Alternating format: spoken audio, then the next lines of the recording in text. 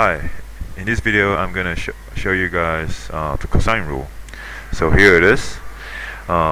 Here's the cosine rule where the lowercase a, b, and c they represent the length, right, the sides of the triangle, and the capital letter A and capital letter B and the C over here, they represent the angles of the triangle. Okay. Now we need to make sure that we know we know which sides and which angles we're talking about. Okay, so let's just see what we have here. So again, we kind of use the same notation when we use sine rule, right? So angle A is opposite from side A, angle B is opposite from length side B, and angle C is opposite from side C. Okay, so applying the same logic, right? Applying the same logic,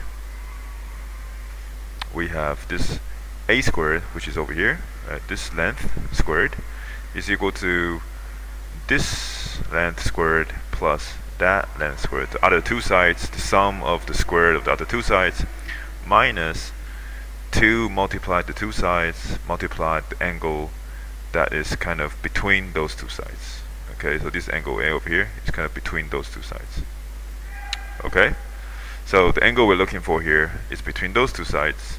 So I'm gonna say the side that is opposite from that angle, which is my A, squared of that, the square of that side is equal to the sum of the square of these two sides minus 2 multiply those two sides, multiply the cosine of that angle.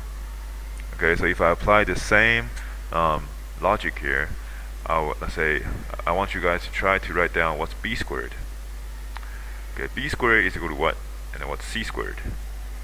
Alright, so we're talking about the length, so make sure it's the small lowercase c. Pause the video, fill that in, and come back. Alright, I hope you guys have tried this. So b squared is over here, right? So b squared is equal to sum of the other two, the square of the other two sides. So I'm gonna have a squared plus c squared minus, right, minus 2 multiply the other two sides, so it's just again a and c. Now it's going to multiply cosine of something, right? Cosine of what? Cosine of the angle that is opposite from it, so which is b. Okay, so for c squared would be a squared plus b squared. Right, so c squared is, so c is over here. The sum of the square of the other two sides, so a squared plus b squared, minus 2ab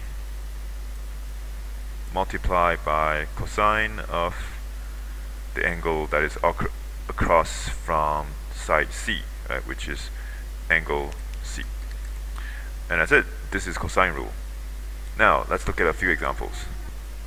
So here I have this triangle ABC, and I know that my length BC is 8, length AC is 11.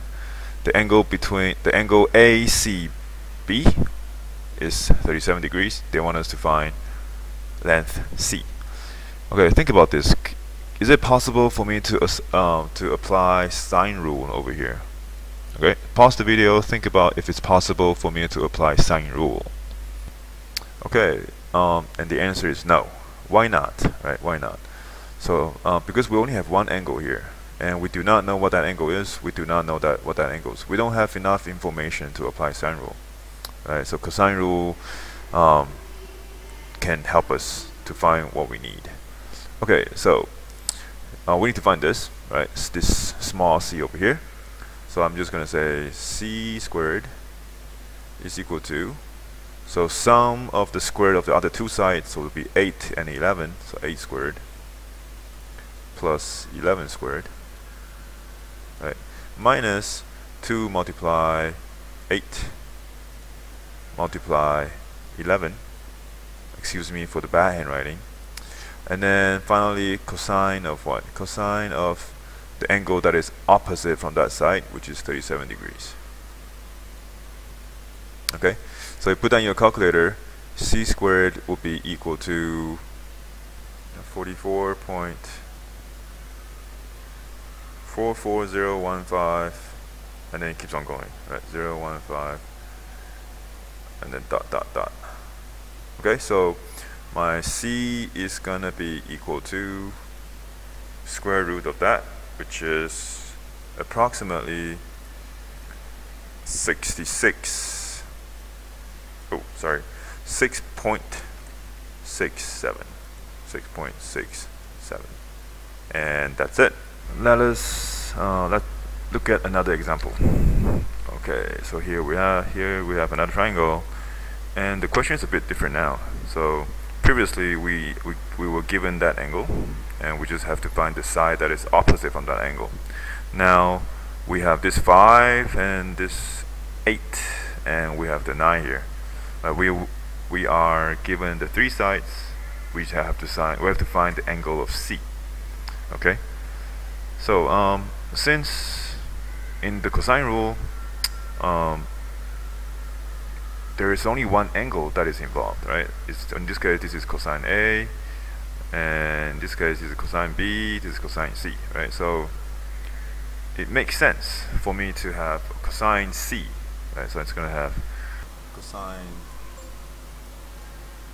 C, and then on the other side, I will have something squared, and that side will be the side that is across on the angle, right? So I will have 8 squared here. So 8 squared is going to be 5 squared, right? The sum of the square of the other two sides, 5 squared plus 9 squared minus 2 times 5 times 9, correct? So now, well, we need to do a little bit of arithmetic. So this is 64 is equal to 25 plus 81 gives me 106, and then minus 90. 2 times 5 is 10, times 9 is 90, cosine C. Okay, so move 106 to the other side. I will have negative 42 is equal to negative 90 cosine C. Okay. So my cosine C is equal to negative 42 over 90, negative 90, negative 42 over negative 90. So the negative and the negative cancels out, right? So the negative and negative cancels out. I'm just gonna, and my C is arc cos of that fraction. And put that in your calculator, you will get something that's very close to 62.2. Okay, so that's it. Now, cosine rule, they are pretty straightforward. Okay, we just have to be careful with the values that we substitute into the formulas. Okay, now what I want you guys to think about, right, is that remember when we apply sine rule, we need to worry about ambiguous triangle, right? Sometimes we have one angle, sometimes we have 2 angles, sometimes the triangle doesn't make sense, right? So I want you guys to think about this. Do we have to worry about the ambiguous case for cosine rule? Think about that and write down your answer, write down your response, write down what you think. We'll discuss that in class. Okay, see ya.